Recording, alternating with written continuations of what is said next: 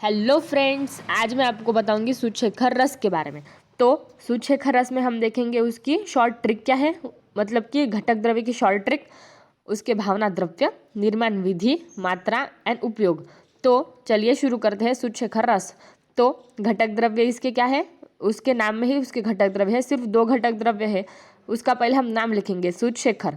तो स से पहला लेटर क्या है उसका स, तो स से क्या आएगा स्वर्ण गैरिक एंड श से क्या आएगा शुंठी का चूर्ण।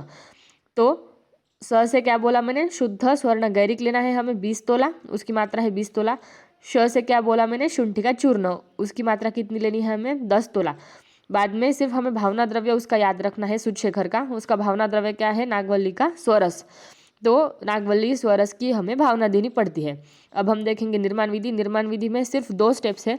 पहली स्टेप, दोनों चूर्णों को खलवा में डालें, और दूसरी स्टेप क्या है, 3 दिन तक नागवली स्वरस की भावना देकर 2-2 रत्ती गोलियां बनाएं। तो चूर्ण किसका किसका लेना है हमें, स्वर्ण गैरिक का और शुंठी का, ये दोनों भी चूर्ण हमें खलवा में डालने हैं एंड 3 दिन तक नागवली स्वरस की भावना देनी है उसे, और 2-2 रत्ती की गोलियां बनानी है। ये होगी उसकी निर्माण विधि। अब हम मात्रा देखेंगे। सूर्यशेखर रस की मात्रा है 250 to 500 मिलीग्राम। इतने ही मात्रा में हम गोलियां इसकी ले सकते हैं सूर्यशेखर रस की। और हम अब देखेंगे अनुपान। अनुपान में क्या, सीता प्लस दूध, सीता मतलब कि शक्कर, शक्कर और दूध, इसका अनुपान सूर्यशेखर रस में लिया जाता है। अब हम देखेंगे सूर्यशेखर रस के उपयोग। पित्त शीर्षूल, अर्धावभेदक, सूर्यावर्त, पित्तजुन्माद एंड दाह।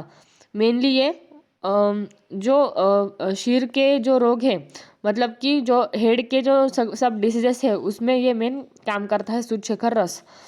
जो ऊर्ध्व जत्रुगत व्याधि है उसमें ही मेन ये काम करता है सूर्यशेखर रस। और बाद में और इसके उपयोग भी है, लेकिन यही जो उपयोग मैंने दिए हुए हैं वही क्या है उसके मेन उपयोग है।